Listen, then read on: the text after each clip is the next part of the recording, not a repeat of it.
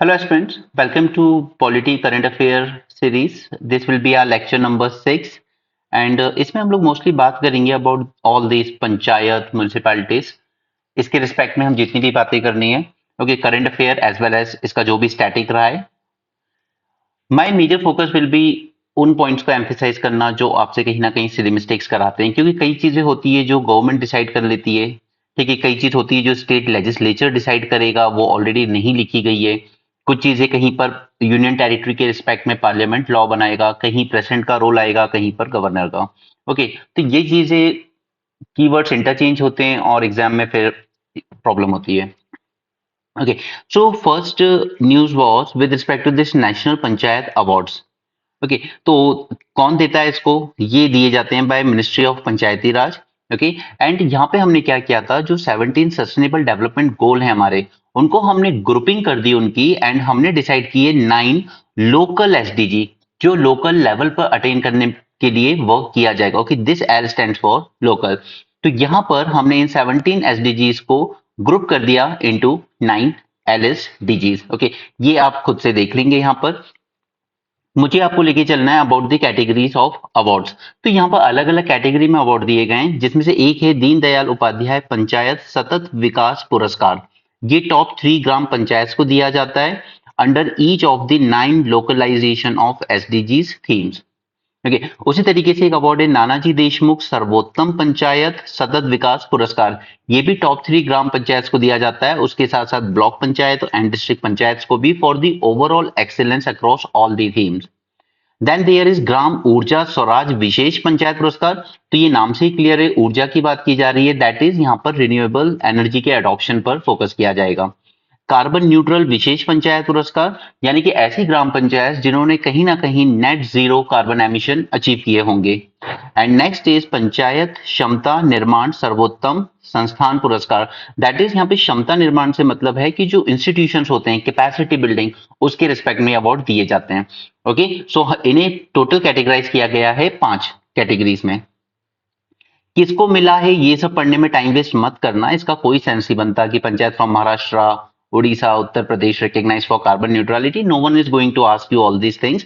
बस आपको पता होना चाहिए कि किस किस कैटेगरी में दिया जाता है। तो 5 कैटेगरीज हैं, एक रिन्यूएबल एनर्जी पे फोकस करती है, एक कार्बन न्यूट्रलिटी पे फोकस करती है, दूसरी कैपेसिटी बिल्डिंग यानी इंस्टीट्यूशन पे फोकस करती है। नानाजी देशमुख ये ओवरऑल पूरी 9 थीम्स पे फोकस करता है, जबकि ये वाला इंडिविजुअल थीम्स पर फोकस करता है। ओके, जो 9 थीमेटिक एरियाज थे वो ये सब हैं। Socially just and secure panchayat, यानी कि सोशल वेलफेयर पे काम कर रहे हैं, सेफ्टी मेजर्स पे काम कर रहे हैं, poverty free and enhance livelihood, तो एम्प्लॉयमेंट पे, skill development and so on. Okay, तो ये 9 थीमेटिक एरियाज आप सेल्फ देख लेंगे खुद से। हम आगे चलते हैं। ये कुछ पुराने क्वेश्चंस हैं जो कि आई वुड से कि काफी इजी क्वेश्चंस थे। ओके, आप इजीली इनको अटेंड कर सकते हैं। The fundamental object of Panchayati Raj system to ensure which among the following, 2015 का क्वेश्चन है। क्या ये पीपल पार्टिसिपेशन को बढ़ा रहा है? यस। क्या ये पॉलिटिकल अकाउंटेबिलिटी ला रहा है? क्या ये डेमोक्रेटिक डिसेंट्रलाइजेशन कर रहा है? एंड क्या ये फाइनेंशियल मोबिलाइजेशन कर रहा है? बट देखिए यहाँ पे पूछा गया है द फंडामेंटल ऑब्जेक्ट, तो फाइनेंशियल मोबिलाइजेशन कभी इसका फंडामेंटल ऑब्जेक्ट नहीं था। ओके, फंडामेंटल ऑब्जेक्ट मोस्टली थे people's participation and democratic decentralization. अब पॉलिटिकल अकाउंटेबिलिटी आपको लगेगा कि शायद हो सकता है, बट एग्जैक्टली नहीं था। The answer was 1 and 3। क्यों पॉलिटिकल अकाउंटेबिलिटी? यानी कि कुछ ऐसा लॉ बनाया गया होता जो ऊपर बैठी हुई स्टेट गवर्नमेंट, सेंट्रल गवर्नमेंट, इनको और ज्यादा अकाउंटेबल बनाए, बट ऐसा कुछ नहीं था। Local self government can be best explain in the exercise, ये 2017 का क्वेश्चन है। तो ये सिंपल है, लोकल सेल्फ गवर्नमेंट हम क्यों लेके आए? डेमोक्रेटिक डिसेंट्रलाइजेशन के लिए। चलिए, अब पंचायत के रिस्पेक्ट में ही एक स्वामित्व स्कीम भी काफी न्यूज में रही है। विलेजेस में मेन प्रॉब्लम क्या है कि जिसका जहां मन किया घर बना लिया। ओके, काफी बिखरा बिखरा सा रहता है, इनके प्रॉपर लैंड रिकॉर्ड्स नहीं होते हैं हमारे विलेज एरियाज के, खासकर जो ज्यादा बैकवर्ड एरियाज में जो विलेजेस होते हैं। तो इन्हीं लैंड रिकॉर्ड्स को अच्छा बनाना है ताकि इसी बेसिस पर आप इनको मॉर्गेज कर सको whenever you want to raise a loan. क्योंकि सिटीज में हम देखते हैं कि लोन रेज करना कंपैरेटिवली इजी है, because you have a property, clear cut demarcation of the property and proper paper work. लेकिन ये चीजें हमें रूरल एरियाज एंड ज्यादा बैकवर्ड रूरल एरियाज में देखने को नहीं मिलती है। तो यहाँ पे स्वामित्व स्कीम की बात कर लेते हैं। ये फोकस करता है on the survey of villages and mapping with improvise technology in village areas, इसी का नाम रखा गया है Swamitva. Now what you need to remember about this is first it is a central sector scheme, that is पूरी 100% funding कौन दे रहा है, यहाँ पे पूरी 100% फंडिंग जो देगा वो देगा सेंटर, राइट। लॉन्च कब की गई थी, 2020 में। विजन क्या है इसका, to enhance the economic progress of rural areas by providing the record of land. Okay, this is the main thing कि आपके जो लैंड हैं उनके रिकॉर्ड्स बनाए जाएंगे। Next is what this scheme seeks to achieve. First is it focus on bringing the financial stability to citizens in rural areas by enabling them to use their property as a financial asset for taking the loans and other financial benefits. Creation of accurate land records for rural planning, क्योंकि आप कभी भी किसी area का development करना है, हमें planning करनी, तो प्लानिंग के लिए सबसे इंपॉर्टेंट हो जाता है कि हमारे पास लैंड रिकॉर्ड्स हैं उस एरिया के या नहीं, ओके, ताकि बाद में डिस्प्यूट्स ना हो। Similarly determination of property tax, अब ये बहुत ही फार-फेच्ड चीज है कि गांव में कोई पंचायत प्रॉपर्टी टैक्स लगाती भी होगी, मुश्किल है, ठीक है, नहीं लगाती है। Then determination of property tax which would accrue to gram panchayats directly in a state where it is devolved or else add to the state exchequer। अब यहाँ पे ये पॉइंट इसलिए लिखा गया है क्योंकि कई स्टेट गवर्नमेंट ऐसी हैं जिन्होंने ये राइट डिवॉल्व नहीं किया है, नीचे ग्राम पंचायत को राइट नहीं दिया गया है। अगर वो लगाते भी हैं प्रॉपर्टी टैक्स तो वो स्टेट गवर्नमेंट के पास ही जाता है, ओके। लेकिन केरल जैसे कुछ स्टेट्स हैं जिन्होंने डिवॉल्व किए भी हैं। Creation of survey infrastructure and GIS maps that can be leveraged by any department for their use and to support the preparation of a better quality gram panchayat development plan to making the use of GIS maps। इसके अलावा to reduce the property related disputes and the legal cases, क्योंकि जब property clearly demarcate नहीं होगी, property उसके records नहीं होंगे, तो फिर डिस्प्यूट्स आते रहते हैं। इसलिए आप विलेजेस वगैरह में अधिकतर देखते हैं कई बार खून खराबा तक हो जाता है प्रॉपर्टी के नाम पर, okay. Now who is implementing this scheme, तो it is ministry of Panchayat Raj. चलिए अब थोड़ा सा पंचायत के बारे में जान लेते हैं। नाउ यू नो कि 3 लेवल पर है, एक है विलेज लेवल पर होती है पंचायत, राइट, एक होती है हमारी इंटरमीडिएट लेवल पर। इंटरमीडिएट मींस विलेज, यहाँ पर एक विलेज है बट यहाँ पर कहीं 5-10 विलेजेस छोटे छोटे, उनका एक ग्रुप बना दिया गया है पूरा और उनकी एक कॉमन पंचायत बना दी गई है, दैट इज इंटरमीडिएट पंचायत, ठीक है, या जिसको हम ब्लॉक लेवल पे कह सकते हैं। सिमिलरली थर्ड लेवल पे होती है एक डिस्ट्रिक्ट लेवल पे, ठीक है, डिस्ट्रिक्ट पंचायत, जिला लेवल, ओके। तो ये तीनों लेवल 3 टियर सिस्टम बनाया गया है इसके लिए। The panchayat at the village, intermediate and district level, जहां तक हो सके हमें यूनिफॉर्म स्ट्रक्चर रखने की कोशिश की है throughout the country, but exception दे दिया गया उन स्टेट्स को जैसे अरुणाचल प्रदेश, जिनकी पॉपुलेशन 20 लाख से कम होगी, उनको इंटरमीडिएट लेवल पर पंचायत बनाने की जरूरत नहीं है, ओके। तो 20 लाख से कम पॉपुलेशन वाले स्टेट 2 टियर सिस्टम फॉलो कर सकते हैं और बाकी स्टेट्स को 3 टियर सिस्टम फॉलो करना होगा, क्लियर। ग्राम सभा, ग्राम सभा के बारे में 2 बातें इंपॉर्टेंट है।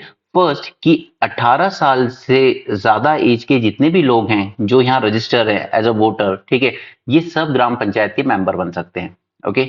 दूसरा कि ग्राम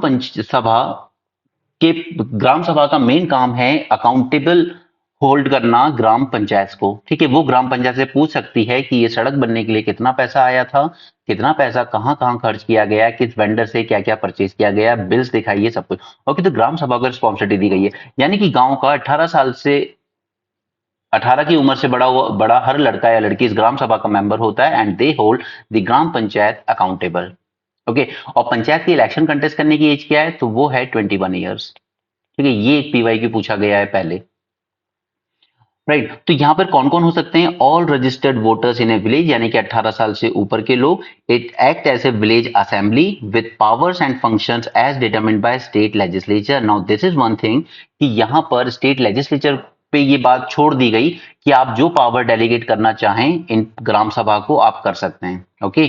तो ये चीज ना तो गवर्नर करता है, ना ही हमने कॉन्स्टिट्यूशन अमेंडमेंट में लिखा, ना पार्लियामेंट करता है। कुछ फीचर्स हैं, मैं भी आगे इसी लेक्चर में बात करूंगा, ठीक है, कुछ वॉलेंट्री फीचर्स हैं और कुछ मैंडेटरी फीचर्स हैं, राइट। तो यहां पर ये छोड़ दिया गया है स्टेट लेजिस्लेचर के लिए कि आप डिटरमिन कर लीजिए आपको विलेज असेंबली यानी ग्राम सभा को कितनी पावर्स देनी है और कौन से फंक्शंस डेलीगेट करने हैं, okay. What about the elections, so यहाँ पे डायरेक्ट इलेक्शंस होंगे फॉर ऑल पंचायत मेंबर्स तीनों लेवल पर, लेकिन इंटरमीडिएट लेवल और डिस्ट्रिक्ट लेवल पे जो चेयरपर्सन होगा ही will be elected indirectly, okay. So इसमें कंफ्यूज नहीं होना, अगर हम तीनों लेवल की बात करें तो तीनों लेवल पे जो मेंबर आएंगे वो डायरेक्ट इलेक्शन से आएंगे, ठीक है। लेकिन जो intermediate level and district level है, यहाँ पे जो चेयरमैन बनेगा वो इनडायरेक्ट इलेक्शन से होगा, यानी कि यहीं पे जो लोग जीत के आए इन्हीं में से किसी को वो लोग इलेक्ट कर लेंगे आपस में। ठीक है, जनता इलेक्ट नहीं करेगी। Village level chairperson are elected as per state legislature provision.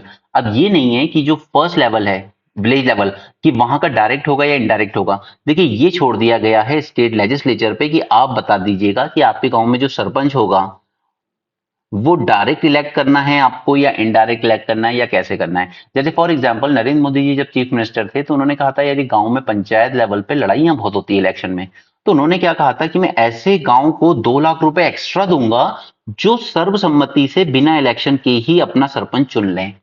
Okay, ताकि खून खराबा लड़ाइयां ना हो। ठीक है, तो ये नरेंद्र मोदी जी ने किया था as a chief minister. Right, तो ये स्टेट लेजिस्लेचर को पावर दे दी गई है कि विलेज लेवल पे आप अपना चेयरपर्सन किस तरीके से इलेक्ट करना चाहोगे, ये पावर स्टेट लेजिस्लेचर को दी गई है। जबकि इंटरमीडिएट और डिस्ट्रिक्ट लेवल पे क्या है, वहां पे चेयरपर्सन इनडायरेक्टली ही इलेक्ट होंगे। क्लियर?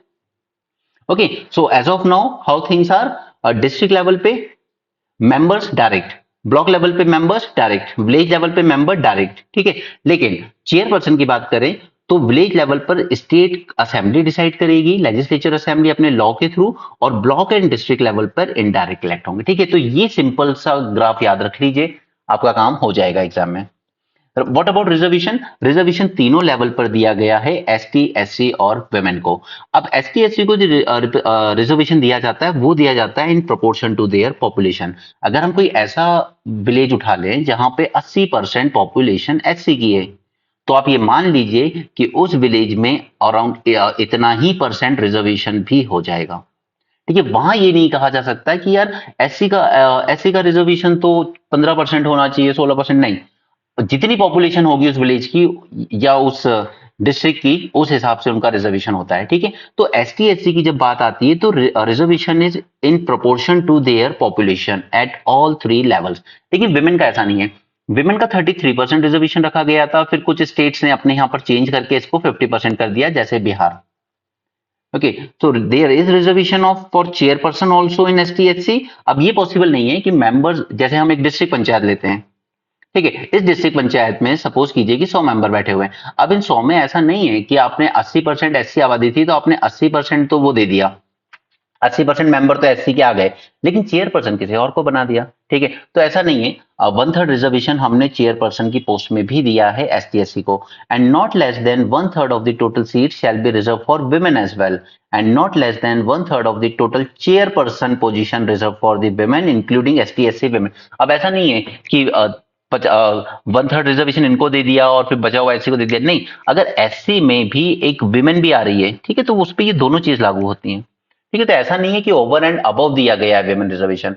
अब विमेन अगर एस टी एस सी से कैटेगरी से ही आ गई है तो वो विमेन वाले रिजर्वेशन में ही काउंट हो जाएगी। ओके, सो यहां पर अगर आप तीनों लेवल पे देखना चाहें तो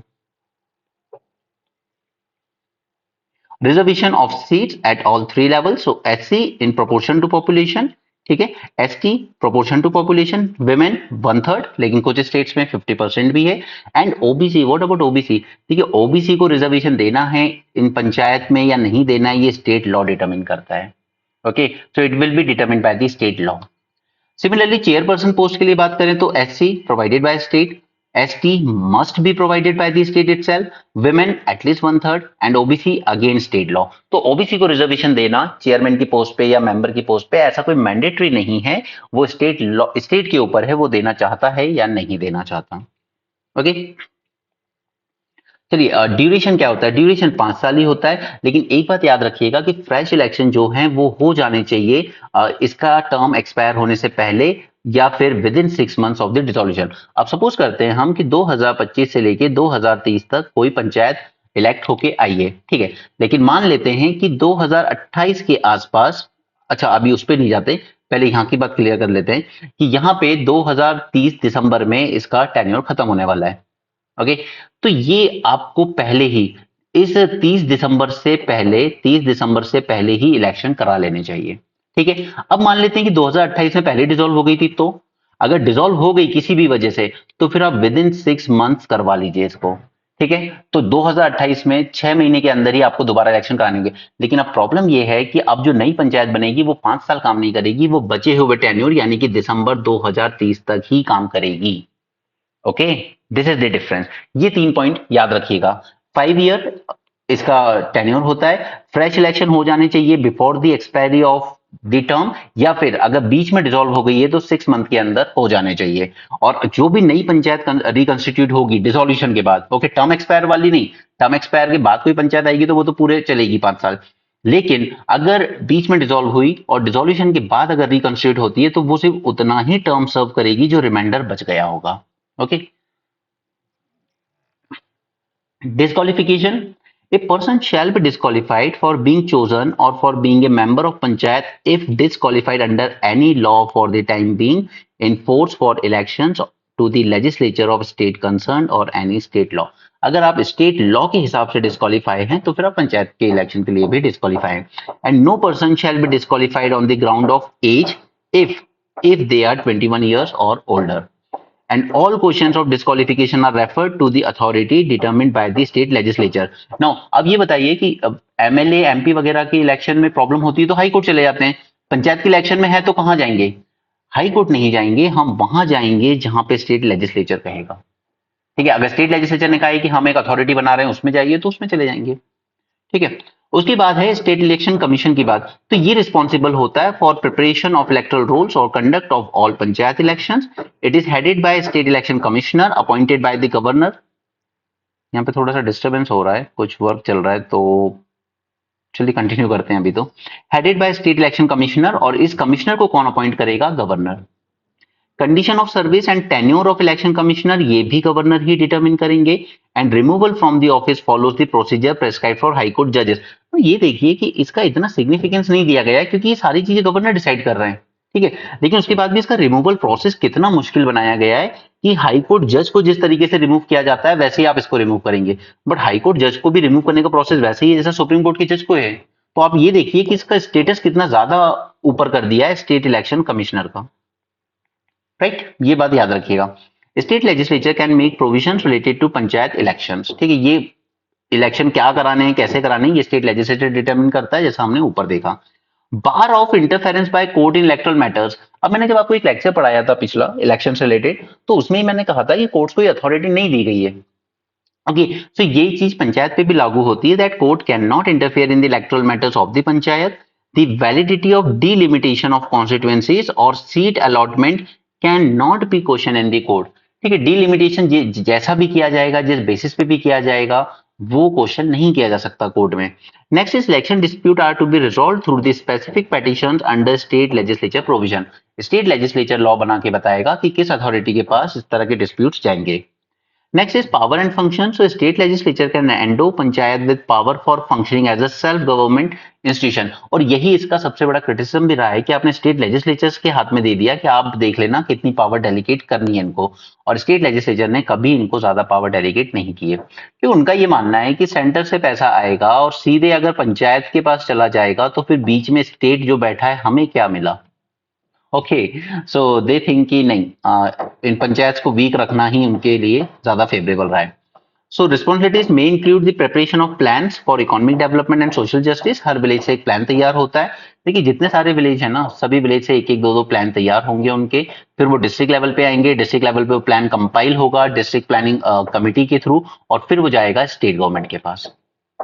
implementation of schemes related to 29 matters listed in 11 schedule. अब देखिए जिस तरीके से यूपीएससी को मस्ती चढ़ी है पिछले कुछ साल से, कोई बड़ी बात नहीं है अगर वो 5 6 7 मैटर देके कह दे कि इनमें से कौन सा पंचायत को डेलीगेट किया गया है इन 11 शेड्यूल। ओके, तो प्लीज ये लिस्ट एक बार देख लीजिएगा, आपके काम आएगी, ये जरूरी है क्योंकि यूपीएससी थोड़ा अलग ही मूड में चल रहा है। ओके, तो agriculture including extension service, fisheries, rural housing, drinking water, poverty alleviation, minor forest produce. ठीक है, अब इसमें इंपॉर्टेंट जो शायद नहीं समझ में आया, एक है सबसे इंपॉर्टेंट लैंड इंप्रूवमेंट। ओके, उसके बाद माइनर इरिगेशन दे दिया गया है, एनिमल हस्बेंड्री, ये तो चलिए एक बार वो कॉमन सेंस से चल जाएगा। Libraries, cultural activities, adult and non formal education, क्योंकि ये अगर आपने नहीं देखी है ना तो ये ऐसे पॉइंट्स हैं जो गलती कराएंगे। Adult and non formal education, okay, technical training and vocational education, ये प्राइमरी सेकेंडरी स्कूल तो चलिए वो तो ऑब्वियस है, ठीक है। Welfare of weaker section, social welfare, welfare of handicap, mentally, women and child development, family welfare, और road, कल्वर्ट्स, bridge, fairies, waterways. ये अगेन एक गलती है, एक चीज जो गलती कराएगी शायद आपसे। ओके, तो उसके अलावा क्या इनको अथॉरिटी दी गई है to levy the taxes? Yes, panchayat में, ठीक है, not compulsorily but may be empowered to levy, collect and appropriate taxes. इस बट कौन देगा ये power? State government can assign such taxes to the panchayat, and the constitution of panchayat funds for all money received is mandatory. Next is state finance commission भी बनाई जाती है, और ये कौन कंस्टिट्यूट करता है? Governor. Governor of each state must set up a finance commission every 5 year. इनके रिकमेंडेशन क्या होते हैं? Recommendations are distribution of taxes, duty, fees between state and panchayat, determination of taxes assigned to panchayat, grants in aid for from consolidated fund of state, and measures to improve their financial position of panchayat. Audit of accounts, state legislatures are responsible for maintaining and auditing panchayat accounts.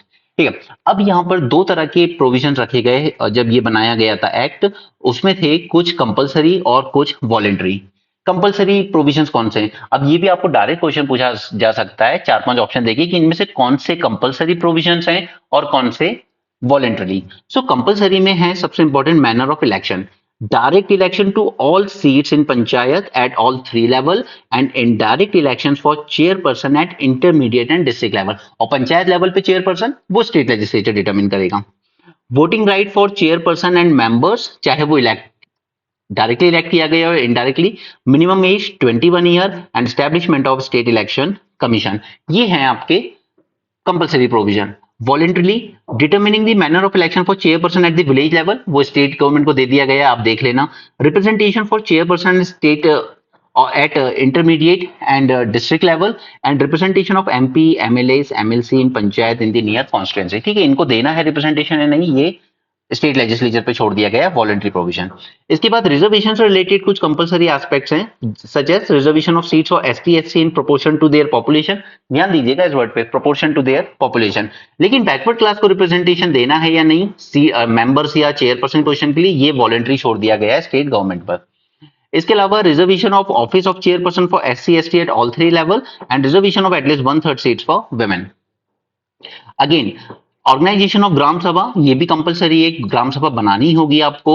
Establishment of panchayat at village, intermediate and district level, and fixed tenure देना होगा 5 साल का, और 6 महीने के अंदर election करा लेने चाहिए अगर डिसॉल्व होती है बीच में तो। ओके, वॉलेंट्री में endowing gram sabha with the powers and functions at village level, ये स्टेट के ऊपर छोड़ दिया गया है। Power and functions, constitution of state finance commission. Okay, इसके अलावा वॉलेंट्री में granting panchayat powers for self governance, यानी कि उनके फाइनेंसेस के रिस्पेक्ट में, and devolving power for economic development and social justice including 29 function. अब यही प्रॉब्लम रह गई है कि डिवॉल्व किया ही नहीं है स्टेट गवर्नमेंट से, ठीक है, उन्होंने पावर, फंक्शन, फंड्स, फंक्शनरीज ये सब डिवॉल्व नहीं किए। इसके अलावा फाइनेंशियल पावर में तो कॉन्स्टिट्यूट की जाएगी state finance commission every 5 year, and voluntary provisions में authorising panchayat to levy taxes etcetera, assigning panchayat state collected taxes, granting aid and constituting funds for crediting all panchayat revenues, ये भी वॉलंटरी छोड़ दिया गया है। ठीक है, नेक्स्ट इज एप्लीकेशन की बात करते हैं। बस हम इस लेक्चर को यहीं पे थोड़ा खत्म करेंगे, मैं अर्बन लोकल गवर्नमेंट अगले लेक्चर में करूंगा बिकॉज यहाँ पे थोड़ा डिस्टर्बेंस है इस वक्त। Application exemption, the provisions apply to union territories, the president में direct. Now this is the thing कि यूनियन टेरिटरी पे अगर अप्लाई करनी है पंचायत के प्रोविजंस तो वो प्रेसिडेंट डायरेक्ट करेंगे उसमें क्या मॉडिफिकेशन करने हैं और क्या एक्सेप्शंस करने हैं। The act does not apply, it does not apply to Nagaland, Meghalaya, Mizoram and other schedule and tribal areas, ये मैं ऑलरेडी करवा चुका हूं आपको 5th एंड 6th शेड्यूल पिछले कुछ लेक्चर्स में, and Darjeeling Gorkha hill council in the West Bengal. Okay, so that's it for this session. Next session में हम लोग अर्बन लोकल गवर्नमेंट के बारे में बात करेंगे, इससे related static as well as current affair. So that's it for this session, thanks for joining, have a great day and keep learning.